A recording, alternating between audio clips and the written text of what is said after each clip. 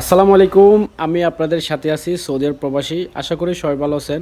আমিও আপনাদের তো আলহামদুলিল্লাহ অনেক ভালো আছি। তবে গত এক সপ্তাহ ধরে আমি অনেক অসুস্থ।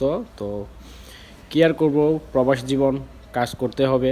কাজ না করলে সংসার চলবে না, নিজের জীবন চলবে না, খরচ চলবে না, অনেক কিছু। তো বরাবরই অসুস্থ শরীর নিয়ে কাজে চলে আসছি।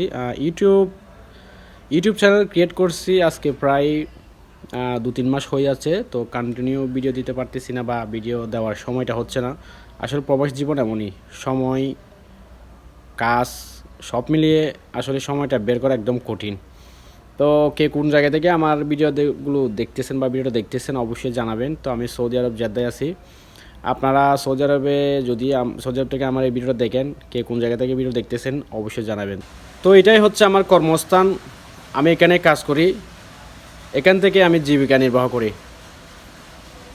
আজ সৌদি আরবে আসছি, প্রায় 2টা বছর চলে যাচ্ছে।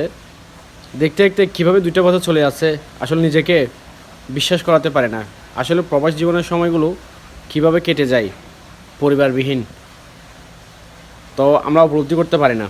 তো যাই হোক, আসলে অসুস্থ শরীর নিয়ে কাজ করা বা অসুস্থ শরীর নিয়ে ডিউটি করা একমাত্র আমাদের প্রবাসীরা জানে কত কষ্টের এই প্রবাস জীবনের এক একটা দিন।